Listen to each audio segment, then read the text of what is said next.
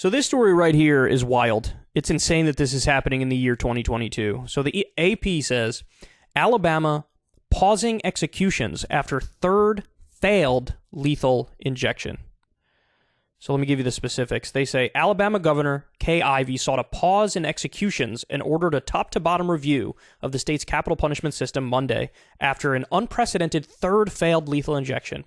Ivey's office issued a statement saying she had both asked Attorney General Steve Marshall to withdraw a motion seeking execution dates for 2 inmates and requested that the Department of Corrections undertake a full review of the state's execution process.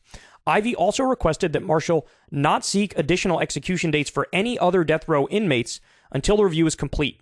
The move followed the uncompleted execution Thursday of Kenneth Eugene Smith, which was the state's second such instance of being unable to put an inmate to death in the past 2 months, and his third since 2018. The state completed an execution in July, but only after a 3-hour delay, caused at least partly by the same problem with starting an IV line. In other words, they couldn't find a vein. Denying that prison officials or law enforcement are to blame for the problems, Ivey said legal tactics and criminals hijacking the system are at play here. I have no idea what that means. That makes no sense in the context of this story. For the sake of the victims and their families, we've got to get this right, she said. Corrections Commissioner John Hamm said the department is fully committed to the review and is confident that we can get this done right. Everything is on the table, from our legal strategy in dealing with last-minute appeals, to how we train and prepare, to the order and timing of events on execution day, to personnel and equipment involved, Hamm said in a statement issued through the governor's office. Marshall, the state's top prosecutor, didn't immediately say whether he would agree to Ivey's request. The attorney general read the governor's and commissioner's comments with interest and will have more to say on this at a later date, said spokesman Mike Lewis. Okay, so what's going on here? Well, it's actually very simple. What's happening is, years ago, the main pharmaceutical company that gave the death penalty cocktail drug, that created it and sold it, they decided, we're not going to sell this anymore. And the reason why was it was a European company, and they don't have the death penalty in most places in the world, and they felt like, why are we selling this? We don't even believe in this. So they discontinued it. It was a 3-drug cocktail that they used to use to do the death penalty. And relatively speaking, it worked a lot better than what people are trying now. So you had these state governments in the U.S. sort of scramble to come up with a new death penalty cocktail drug. And they've tried a bunch of different ones, and many of them have failed miserably. And so the original lethal injection drug cocktail is gone. The new ones are not as effective. And so you have these states scrambling to determine, well, how are we going to put people to death? And so some states have opened back up to, like, maybe the electric chair. Some states are saying, well, maybe bring back the firing squad. But the general trend is, hey, we just need to get the right drug cocktail to kill these people in a way that looks like it's going smoothly. Now, in this instance, I guess it's a little different because they just had trouble finding a vein. But clearly in Alabama, they used the lethal injection, but they just couldn't find a vein for this guy. And that happens with a lot of these people who are supposed to be put to death. If they're going to get the lethal injection, they can't find the vein. So we've seen instances of botched executions where people are foaming at the mouth. We've seen it where they're still like mumbling and talking as they're supposed to be dying. They've called off executions even after having injected the drug. So there's been people who've been, falling over in pain type stuff. So there's been all these botches. And I mean, the answer is so obvious. It's sitting right in front of us, but it seems that people are not moving towards it, which is, I don't know, man. Maybe just switch it up and go back to life in prison. Maybe just do that. And that apparently is not the path that a lot of these places are taking. So Alabama here, they're pausing the executions after a third botch job. But in all likelihood, they're going to continue it, right? They're going to come up with some new process, some new strategy, some new drug, some new approach to killing people, and they're probably going to do that. This is truly astonishing. This puts us on a list with a bunch of countries you wouldn't want to be on a list with.